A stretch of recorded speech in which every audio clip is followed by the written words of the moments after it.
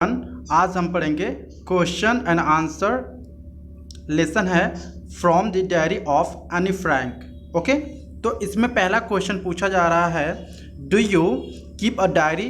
क्या आप डायरी रखते हैं? Give below under a some terms we use the describe written record of a personal experience. हम क्या करते हैं, डायरी का यूज हम लोग अपने पर्सनल एक्सपीरियंस को उसमें लिखने के लिए यूज करते हैं। Okay, can you match them with their descriptions under B. यहाँ पे दिया गया है, ठीक है, कॉलम दिया गया है कि कौन सी चीज़ या कौन सी डायरी किस लिए यूज होती है। तो पहला है जनरल। जनरल क्या होता है? A full record of a journey, a period of time और event written every day. Journal diary जो होती है बेसिकली वो क्या करते हैं, उसमें हम अपने जर्नी का रिकॉर्ड करते हैं, कहाँ पे यात्रा कर रहे हैं, कहाँ पे जा रहे हैं, कहाँ पे अपना टाइम बिता रहे हैं, ठीक है, कौन सा इवेंट अटेंड करना है।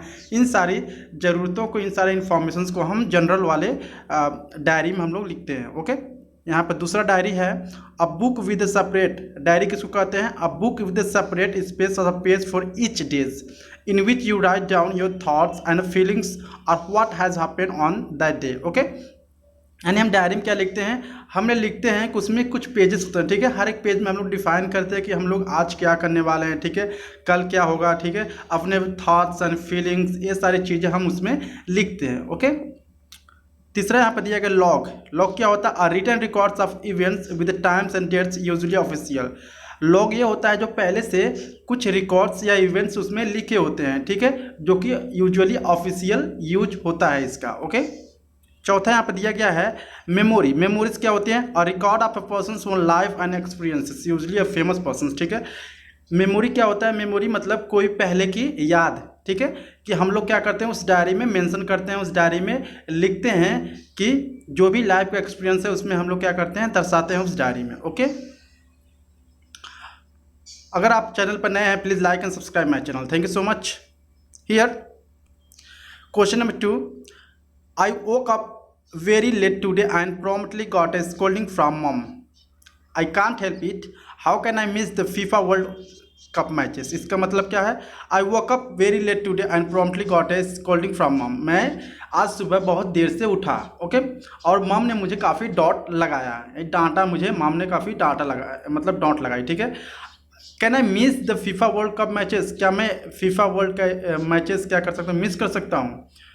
तो इधर है डायरी, ये क्या लिख सकते हैं आप? अपने डायरी में लिख सकते हैं, ठीक है। दूसरा है 10:30 AM went to the office of the director and 10 AM PH had lunch with the chairman. 5:45 PM received Rahul to the airport and 9:30 PM dinner at the home, ठीक है। इस तरह के हम लोग इन्फॉर्मेशन किस में लिख सकते हैं? हम लोग लॉग में लिख सकते हैं इन सारे तरह के इन्फॉर्मेशंस को, ठीक है।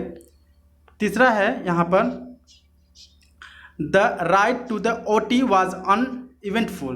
We rested for a while every 50 kilometer or so and used time to capture the magnificent landscape with my handy cam. From OT went to the Bangalore. What is the contrast? The noise pollutions of the once beautiful city really look broke my heart. Okay, ये क्या है? जो भी चीज़ें इसमें देखा जा रहा है वो क्या होगा, इसमें बताया जा रहा है, ठीक है। तो इस तरह के हम चीज़ें किस में लिख सकते हैं? हम लोग जनरल में लिख सकते हैं। ओके, यहाँ पर चौथा दिया गया है, this is how Raj Kapoor found me all wet and ragged outside RK studios. He was then looking for just someone like this for a small roles in Mera Naam, ठीक है। Joker and the cast me on a spot the rest as this in history. इन सारी इस तरह के सारी बातों को हम कहाँ पे लिख सकते हैं? एक मेमोरी की तरह पर हम क्या कर सकते हैं, इसको यूज कर सकते हैं। क्वेश्चन नंबर तीसरा यहाँ पर दिया गया है, what make things in a diary a strange experience for Anne Frank. यानी उस डायरी में एनी फ्रैंक को क्या अलग लगा या क्या उस डायरी को देखकर एनी फ्रैंक क्या नया एक्सपीरियंस की, ठीक है। तो इसका आंसर है writing in a diary was a strange experience for any Frank. Okay, यानी डायरी में लिखना एक तरह से एनी फ्रैंक के लिए एक काफ़ी स्ट्रेंज, मतलब काफ़ी अलग चीज़ था। I she never had a diary and it was a gift on her 13th birthday. Okay, ये क्या था? वो कभी इससे पहले वो डायरी नहीं रखती थी, लेकिन वो डायरी कहाँ उसको मिला? उसने उस डायरी को बेसिकली अपने 13वें जन्मदिन पर पाया था एज अ गिफ्ट की तरह, ठीक है। She considered it her best friend on which she realize the most and with whom the shared all her ups and downs. वो क्या करती थी, उस डायरी में अपने सारे फीलिंग्स, थाट, लाइफ की एक्सपीरियंस उसमें मेंशन करती थी। ओके, चौथा क्वेश्चन यहाँ पर दिया गया है, why does Anne want to keep a diary, यानी जो एनी थी वह डायरी को क्यों रखना चाहती थी। तो आंसर है, any always feel lonely and distress. जो एनी थी बेसिकली वो हमेशा क्या करती थी, अपने आप को अकेलापन महसूस करती थी। So to get off all the burden and pain she want to keep a diary in which find a true friends. और इन सारे बर्डन्स, इन सारे पेन, इन सारे दुख दर्द से वो छोड़कर वो चाहती थी कि एक डायरी में रखूं और जितनी भी अपने लाइफ की एक्सपीरियंस है, जितनी भी तकलीफ़ें हैं, जितनी भी प्रॉब्लम है, उस डायरी में मैं मेंशन करूं या लिखूं। Okay, as he hardly any friends whom she could confide him. Okay, और वो एक तरह से ऐसा फ्रेंड होता है जो डायरी की जो दूसरे को नहीं बताता है, ठीक है। आप अपने मन की बातें उस डायरी में अपने अकॉर्डिंग लिख सकते हैं। ओके, क्वेश्चन नंबर 5 है यहाँ पर, why did Anne think she could confide more in her diary than in people. ठीक है, यानी जो एनी थी वो क्यों ऐसा सोच रही थी कि जो डायरी है वो ज़्यादा विश्वसनीय है एक आदमी के मुकाबले। ओके, तो इसका आंसर है, Anne felt that paper had more patience than people to listen to her plight. Okay, यानी एनी ये सोचती थी, ये बात सोचती थी कि जो पेपर है उसके पास ज़्यादा पेशेंस होता है देन ह्यूमन बींग्स। ठीक है, it was easier for her to write all kind of thoughts which she had in her minds. और वो हर एक तरह के थाट्स, सोच को, अपने विचार को, अपने धारणा को वो क्या कर सकती थी, उस डायरी में लिख सकती थी। Her personal diary was not mean for any one else to read. और उसकी पर्सनल डायरी कोई और दूसरा ना ही पढ़ सकता था, ना ही लिख सकता था। ओके, क्वेश्चन नंबर 6 है यहाँ पर, Y does any provide a brief sketch of a life. यानी जो एनी थी अपने बारे में, ठीक है, अपने लाइफ के बारे में थोड़ा सा ब्रीफ में क्यों स्केच दिया, मतलब थोड़ा सा ब्रीफ में क्यों समझाया। तो इसका आंसर है, by providing the brief sketch of her life Anne wants to give an overview of her family, relatives and her age. यानी जो एनी थी बेसिकली उस डायरी में अपने लाइफ के बारे में थोड़ी सी चीज़ें बताने चाहती थी, जैसे कि अपने फैमिली के बारे में, अपने रिलेटिव्स के बारे में, अपने एज के बारे में वो बताना चाहती थी और वो उस डायरी में लिखना चाहती थी। She helps the writer to develop a connections with the author. वो क्या करती थी, वह रीडर्स को एक तरह से कनेक्शंस प्रोवाइड करती थी कि वो एक अच्छे से लिख सके उस डायरी में। Question number 7, what tells you that any loved her grand mother. यानी आपको कैसे पता चला कि जो एनी है अपने ग्रैंड मदर से, यानी अपने दादी जी से काफ़ी प्यार करती है। तो आंसर है, Anne lived with her grandmother for some times while her parents settled down in Holland. क्या होती थी, जो एनी थी ज़्यादातर टाइम अपने दादी जी के साथ बिताती थी। She was a very close to her grandmother. वह अपने दादी जी के काफ़ी करीब थी। She write in her diary, no one knows how often I think of her and still love her. यानी वो अपने डायरी में लिखती थी कि मैं, यानी कोई इसको नहीं बता सकता है, no one knows how often I think, यानी कोई भी इसके बारे में नहीं जानता कि मैं कितनी बार अपने दादी जी के बारे में सोचती हूँ। On her 13th birthday by lighting of one candle for grandmother she show her love for her. Okay, यानी वह 13वें बर्थडे पर दादी जी के लिए एक कैंडल जलाई और उसके लिए वो प्यार दिखाना चाह रही थी और प्यार जताना चाह रही थी। क्वेश्चन नंबर 8 है यहाँ पर, why was Mr Keesings annoyed with Anne, what did he ask her to do. यानी जो मिस्टर केसिंग थे बेसिकली वह एनी से क्यों नाराज थे। What did he ask her to do, और वह क्या करने के लिए कहते हैं एनी से।